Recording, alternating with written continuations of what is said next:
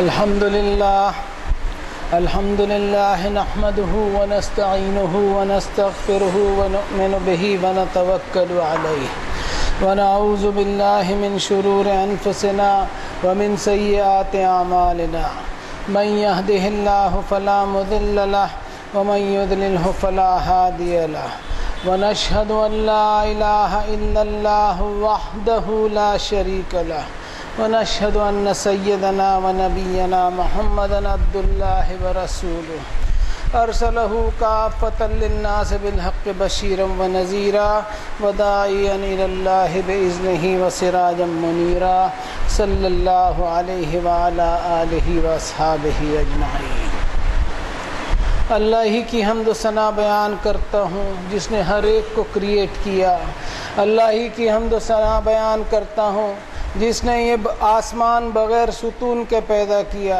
ہر چیز کا کریٹر وہ خلاق العلیم ہے، وہ رب قادر مطلق ہے، وہ رب کوئی اس کا پارٹنر نہیں، کوئی اس کا ایسوسیٹ نہیں، اور کوئی اس کے سوا کریٹر بھی نہیں۔ ہر چیز کو اسی نے پیدا کیا، اسی نے وجود میں لایا۔ ہم جو بھی چیزیں یہاں بناتے ہیں اس دنیا میں، وہ صرف اس کو ایک اسمبلنگ کرتے ہیں، اس کا سامان، اس کا را مٹیریل تو اسی نے پیدا کیا۔ اب انسان سوچے کہ اللہ کی دی ہوئی عقل اور ہنر کو استعمال کرتے ہوئے وہ ترقی کرتے چلے جا رہا ہے۔ انسان کو اگر عقل نہ دیا ہوتا، ہنر نہ دیا ہوتا، را مٹیریل نہ دیا ہوتا تو وہ کیسے سائیکل سے لے کر بڑی بڑی سواریاں اور ہوائی سواریاں بنا سکتا تھا۔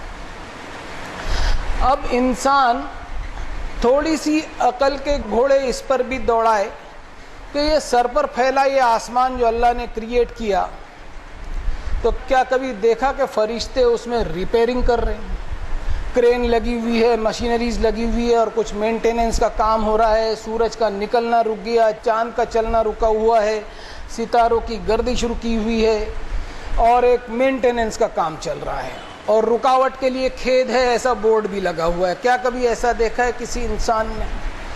اگر اتنی سی عقل بھی استعمال کر لے نا انسان، تو اپنے رب کی وحدانیت کو، توحید کو پا سکتا ہے۔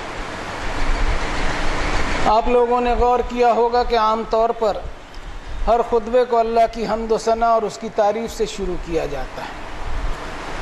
اصل میں یہ رسول اللہ صلی اللہ علیہ وسلم کی سنت مبارکہ میں سے ایک سنت ہے کہ وہ اپنے سارے خطبات، سارے پبلک ایڈریسز، یہاں تک کہ اپنے لیٹرز بھی اللہ کی حمد و ثنا کے ساتھ شروع کیا کرتے تھے۔ اللہ کی حمد میں وہ پاور ہوتا ہے کہ خود بخود اللہ کی حمد کے جملے توحید کی دعوت دینے کا کام کرتے ہیں، اور جیسے جیسے اللہ کی قدرتوں کو انسان پہچانتا ہے اور ریکلیکٹ کرتا ہے، ویسے ویسے اس میں ہمبلنس آنے کے ساتھ ساتھ اپنی فقیری اور محتاجی کو بھی انسان تسلیم کرنے لگتا ہے، چاہے ہو وہ وقت کا بادشاہ ہی کیوں نہ ہو۔ اب انسان یہ سوچنے پر مجبور ہو جاتا ہے کہ وہ اس دنیا میں زندگی کس طرح بتائے، اس کو زندگی کس طرح بتانی ہے یہ بھی اس کا رب ہی اس کو بتائے گا۔ ضرورت ہے کہ ہم اپنے مالک کی طرف سے نازل کی ہوئی کتاب ہدایت کو ریفر کریں اور اس میں سے گائیڈنس حاصل کریں کہ اس دنیا میں جیون کس طرح بتانا ہے، کس سنویدھان کے تحت، کس کانسٹیٹیوشن کے تحت زندگی گزارنی ہے۔ فرمایا کتاب انزلناہ الیک مبارک لیدبروا آیاتہ ولیتذکر اولو الالباب۔ یہ وہ کتاب ہے، مبارک کتاب ہے، جس پر غور و فکر کرتے ہوئے، تدبر اور تفکر کرتے ہوئے ایک انسان اس دنیا میں اپنے جینے کی روش کو سدھارتے چلے جائے گا۔ ہمارے گھروں میں یہ سنویدھان پچھلی 14 صدیوں سے موجود ضرور ہے، لیکن ہمارا یہ حال ہے کہ اندھیرا وہیں ہے جہاں نور مبین ہے، اندھیرا وہیں ہے جہاں نور مبین ہے۔ اتنی بڑی نعمت اللہ نے ہمیں دی اور ہم اس کی ناقدری کر رہے ہیں۔ ہمیں دوسروں کی فکر نہیں کرنی ہے، ان کی فکر نہ کرتے ہوئے سب سے پہلے ہم اپنے آپ کی فکر کرتے ہوئے اس کتاب کی تعلیمات پر ہمیں چلنا ہوگا، اور یہ سوچنا ہوگا کہ اللہ نے یہ برکتوں والی کتاب نازل فرمائی ہے، اور برکت عطا کرنے والی ذات صرف اور صرف اللہ ہی کی ہے۔ جیسا فرمایا تبارک الذی نزل الفرقان علی عبدہ لیکون للعالمین نذیرا، برکتوں والا ہے وہ رب جس نے ایسی کتاب نازل کی جس میں حق اور باطل کا فرق انسان کو بتا دیا گیا. اور یہ برکتیں جو ہیں بغیر کسی شرط کے نہیں ہیں، کنڈیشنل ہیں. جیسا فرمایا سورۃ الاعراف میں وَلَوْ أَنَّ أَهْلَ الْقُرَىٰ آمَنُوا وَاتَّقَوْا لَفَتَحْنَا عَلَيْهِمْ بَرَكَاتٍ مِّنَ السَّمَاءِ وَالْأَرْضِ. اگر آبادی کے لوگ ایماندارانہ عمل کرنے کے ساتھ ساتھ تقوی والا جیون اپناتے ہیں تو ہم آسمان کی بلندیوں سے برکتوں کے دروازے کھول دیتے. اب برکت شرطوں پر ہے یا بغیر کسی شرط کے ہے، یہ سوچیں ہم. اور یہ بھی سوچیں کہ جب برکتوں والا رب اللہ ہی ہے تو ہم برکتیں کدھر تلاش کر رہے ہیں، یہ کیوں نہیں سوچا جاتا؟ ہم برکت کہاں تلاش کرتے ہیں؟ ہاتھ چومنے میں، جھوٹی پلیٹ میں کھانا کھانے میں، اور وہ بھی ان مذہبی چودھریوں کی جھوٹی پلیٹ کا کھانا کھانے میں برکت تلاش کرتے ہیں جن کو جنت کی حوریں جو ہے 130 فٹ کی دکھائی دیتی ہیں. 130 فٹ کی حوریں ان کو دکھائی دیتی ہیں، جیسا کہ وہ مر کر جنت میں داخل ہو کر انچ ٹیپ لے کر کے ناپ کر کے واپس آئے اور ہم کو بتا رہے ہیں. ہنسی آتی ہے اس پر. اور مجھے جو یہ ویڈیو آیا وہ ویڈیو کے ساتھ لکھا ہوا تھا ہنسنا مت، پھر بھی ہنسی آئی مجھے. اب سوال یہ اٹھتا ہے کہ محمد صلی اللہ علیہ وسلم نے برکت حاصل کرنے کے لیے کس کے ہاتھوں کو چوما ہے اور کس کی پلیٹ کا جھوٹا کھانا کھایا انہوں نے؟ ہم سوچیں یہ چوری چھپے جو شرک گھستا ہے نا وہ اس طرح گھستا ہے. ہم اپنے آپ کو اس نبی کے امتی ہونے کے دعوے کرتے ہیں جن کے بتائے ہوئے راستے پر ہم نے چلنا کبھی گوارا نہیں کیا. سڑکوں پر ہم نے نبی کے فالوور ہونے کے دعوے کیے جبکہ اخلاق سے ہم خالی ہیں. وہ نبی جن کے تعلق سے اللہ تعالیٰ نے فرمایا انک لعلی خلق عظیم، اے نبی صلی اللہ علیہ وسلم آپ اخلاق اور مورلٹی کے اعلیٰ مقام پر ہیں. یہ کیسے ہوا کہ اخلاق کی بلندی پر فائز نبی کے ہم امتی ہیں اور ہم سے ہی اخلاق ندارت؟ اس کی جو سب سے بڑی وجہ جو مجھے نظر آ رہی ہے کہ ہمیں مسلمان گھرانے میں پیدا ہونے پر فخر آ گیا اور اپنے آپ کو ہم ہدایت یافتہ سمجھنے لگے، جبکہ رسول اللہ صلی اللہ علیہ وسلم نے اسی کتاب کی آیت دنیا انسانیت کو بتائی کہ وَإِنِ اهْتَدَيْتُ فَبِمَا يُوحِي إِلَيَّ رَبِّي، اگر میں بھی ہدایت پر ہوں تو اپنے رب کی طرف سے نازل کی ہوئی کتاب کی وجہ سے ہدایت پر ہوں. اور ہم نے اپنے آپ کو اس کتاب سے رخصت کر کے ہدایت یافتہ اپنے آپ کو سمجھ لیا. اب ہم آپ جو ایمان لیے ہوئے بیٹھے ہیں اپنے آپ کو شامل کرتے ہوئے میں کہتا ہوں، ایک چھوٹی سی مثال دیتا ہوں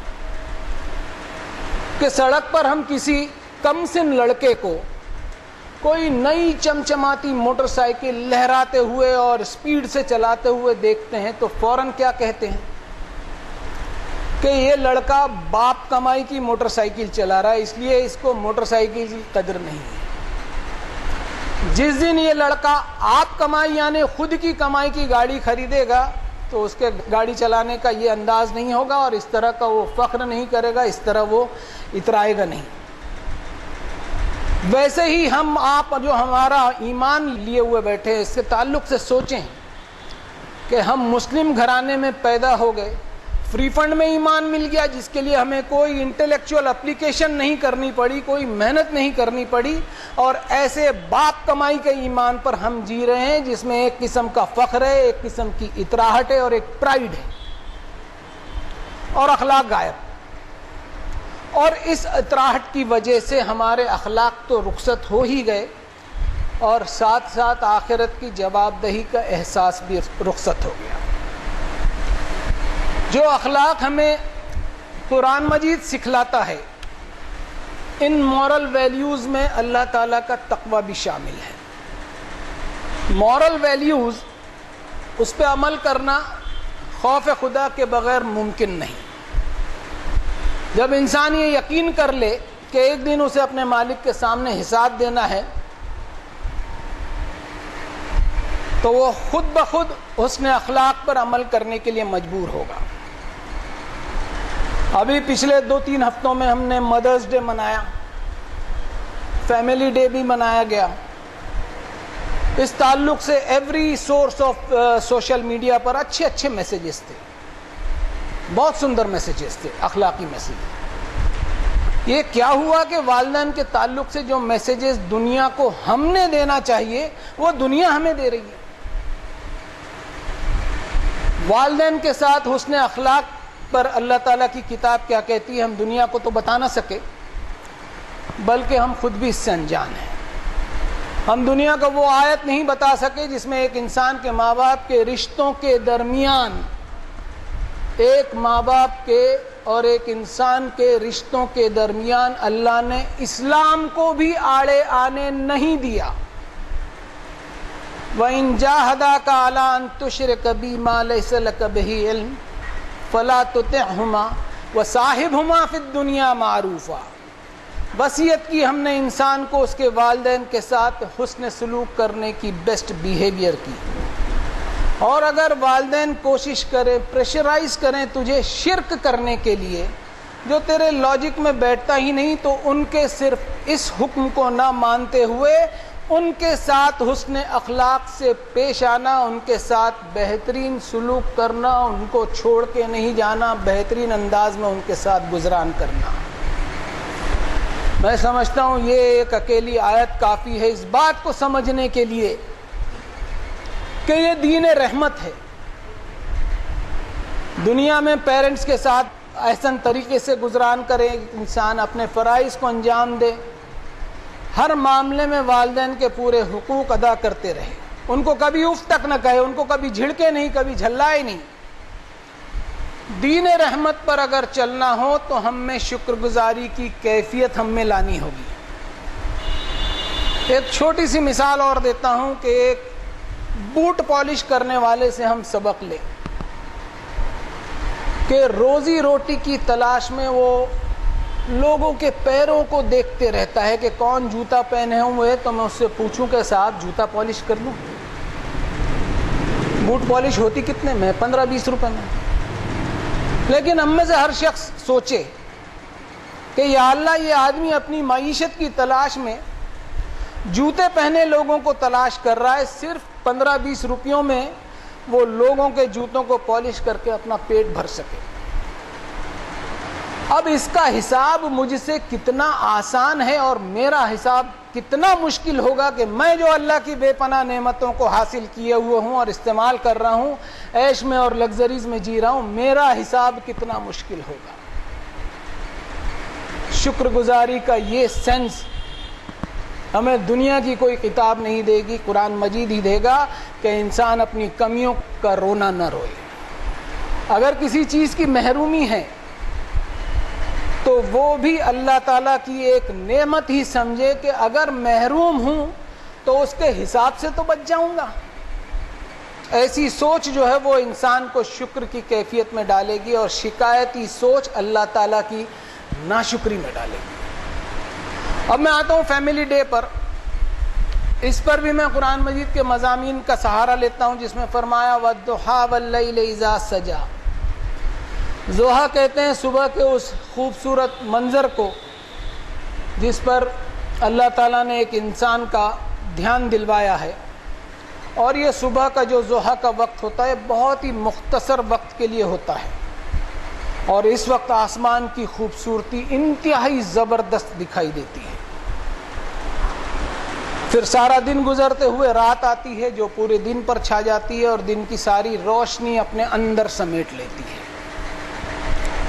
یہ دو چھوٹی سی آیتیں ہیں، لیکن انسانیت سے کہہ رہی ہے کہ یہ دنیا کی زندگی بہت ہی مختصر ہے، لمبی چوڑی نہیں ہے کہ یہ زندگی گزارنا مشکل ہو۔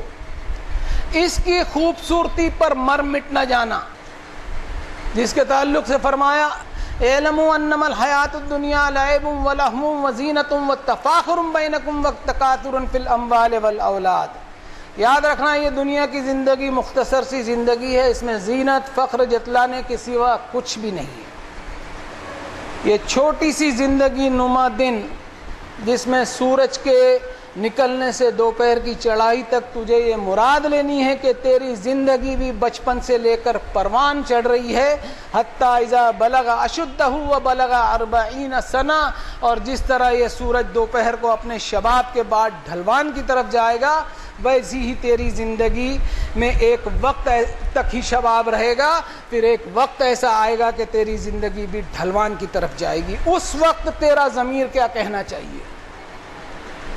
اس وقت تیرے ضمیر نے، تیری انتر آتما نے، اور تیرا وجود اور تیری روح جو ہے اس نے پکار اٹھنا چاہیے کہ قال رب اوزعنی ان اشکر نعمتک التی انعمت علی وعلی والدی۔ رب میرے، آپ نے مجھے اور میرے والدین کو بے شمار نعمتوں سے نوازا، اس پر میں آپ کا شکر ادا کرتا ہوں۔ وَأَنْ أَعْمَلَ صَالِحًا تَرْضَاهُ، اب مجھے توفیق دیجئے کہ میں ایسے اصلاح والے کام کروں جن سے آپ راضی ہو جائیں۔ وَأَصْلِحْ لِي فِي ذُرِّيَّتِي إِنِّي تُبْتُ إِلَيْكَ وَإِنِّي مِنَ الْمُسْلِمِينَ۔ اب میری زندگی کی شام آنے لگی ہے اور میری نسل بھی اب اوپر آنے لگی ہے، میں ان کی بھی تربیت ایسی کروں کہ آپ مجھ سے راضی ہو جائیں۔ میں اپنے گناہوں پر شرمندہ ہوتے ہوئے توبہ کرتا ہوں، اور ساری زندگی میری کوشش ہوگی کہ آپ کا فرما بردار رہوں۔ والدین کے ساتھ حسن اخلاق کو فرض بتایا گیا۔ فیملی ممبرز کی جو اپ برنگنگ ہے اس کو بھی اللہ نے انسان کے لیے ایک ذمہ داری بنائی ہے۔ ہم لوگ نماز کی پابندی کیوں کرتے ہیں؟ اس لیے کہ نماز فرض ہے۔ ویسے ہی ان فرائض پر ہمارا عمل نہ ہو تو آخرت خطرے میں پڑ جائے گی۔ والدین اگر اس دنیا میں نہ ہوں تو اپنی دعاؤں میں ان کے لیے مغفرت کی دعا بھی شامل کرنی چاہیے ہم نے، اور یہ عمل اس وقت ہو سکے گا جب ہمیں آخرت پر یقین ہو۔ قرآن شریف کی تعلیمات ہمارے گھروں میں، اپنے گھروں میں ہمیں لانا ہوگا۔ اخلاق کی کہاوتیں اور پرووربز ہمیں کئی جگہ پڑھنے کو ملیں گے۔ ضرورت ہے کہ ہم ان اخلاق کو فرض سمجھیں جیسا فرض اللہ تعالیٰ کی کتاب میں بتایا گیا۔ اب ہم لوگ جتنے بھی یہاں بیٹھے ہیں الحمدللہ قرآن مجید کو ڈائریکٹ عربی مبین میں سمجھ رہے ہیں۔ اب ہماری ذمہ داری ڈبل ہو جاتی ہے۔ ہمارے اخلاق سے کبھی ایسا نہیں جھلکنا چاہیے کہ ہمارا برتاؤ قرآن مجید کے خلاف ہو۔ حساب ہمارا تگڑا ہے، کہیں قیامت کے دن ہمارا کیس ہی خارج نہ ہو جائے۔ جیسا اس دنیا کی عدالتوں میں جج کے سامنے ہم وکیل کو لگا کر کے کیس ایسا پٹ اپ کرتے ہیں کہ جج ہمارا کیس خارج نہ کر دے کہ کیس میں کوئی دم نہیں ہے، کیس ایڈمیسیبل نہیں ہے۔ قیامت کے روز اگر ہمارا پڑوسی اللہ کو کہہ دے کہ یا اللہ، یہ آدمی اپنے مسلمان ہونے کے دعوے کرتے نہیں تھکتا تھا، پراؤڈ ٹو بی اے مسلم بولتے نہیں تھکتا تھا، میرا 25 سال کا پڑوس اس سے رہا، اس کے ساتھ رہا، کبھی میں نے اس میں اخلاق کی وہ چیز نہیں پائی جو مجھ کو اپیل کر سکے۔ ایسا کوئی پڑوسی اگر ہمارا کہہ دے تو کہیں قیامت کے دن ہمارا کیس خارج نہ ہو جائے کہ کیس میں کوئی دم نہیں ہے۔ تو ہم 130 فٹ کی حوروں کے خواب دیکھنا بند کریں اور اللہ کی کتاب کی طرف رجوع۔ بولنے والے 130 فٹ کی حوریں تو بتاتے رہتے ہیں، وہ اپنا کام کر رہے ہیں، سننے والوں پہ افسوس ہوتا ہے کہ سبحان اللہ ماشاء اللہ کر کے سن رہے ہیں۔ کہیں ہم ہمارے اعمال سے اللہ کی طرف سے ریجیکشن کے مستحق نہ بن جائیں۔ ضرورت ہے کہ ایک انسان اپنے رب پر انشیکیبل اور بغیر ڈھل مل والا ایمان رکھے اور اپنے صبر اور شکر کو بڑھاتے چلے جائے۔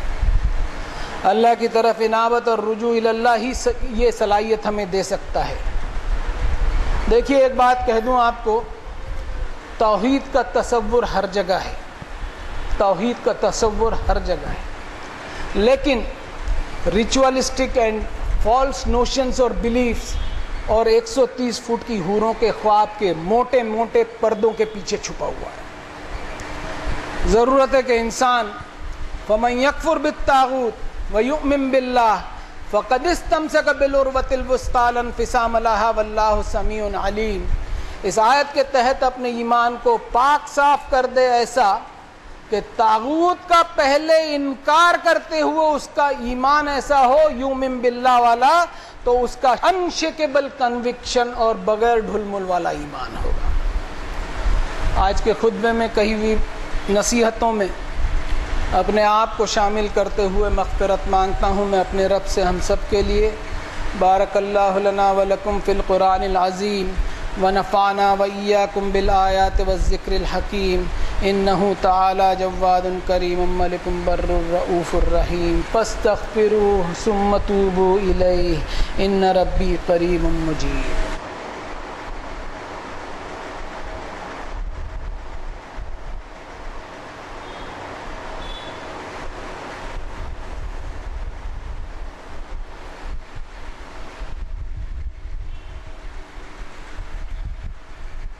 الحمد للہ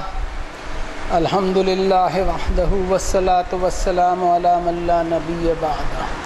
اعوذ باللہ من الشیطان الرجیم، بسم اللہ الرحمن الرحیم۔ ان اللہ وملائکتہ یصلون علی النبی یا ایہا الذین آمنوا صلوا علیہ وسلموا تسلیما۔ اللہم صل علی محمد عبدک ورسولک النبی الامی الذی جاء بالہدی والفرقان، وصل علی جمیع الانبیاء والمرسلین وعلی الملائکۃ المقربین۔ ربنا انک انت سمیع مستجیب الدعوات، ربنا ظلمنا انفسنا وان لم تغفر لنا وترحمنا لنکونن من الخاسرین۔ ربنا اغفر لنا ذنوبنا واسرافنا فی امرنا وثبت اقدامنا وانصرنا علی القوم الکافرین۔ واعف عنا واغفر لنا وارحمنا انت مولانا فانصرنا علی القوم الکافرین۔ انت ولینا فاغفر لنا وارحمنا وانت خیر الغافرین۔ ربنا انک من تدخل النار فقد اخزیتہ وما للظالمین من انصار۔ ربنا فاغفر لنا ذنوبنا وکفر عنا سیئاتنا وتوفنا مع الابرار۔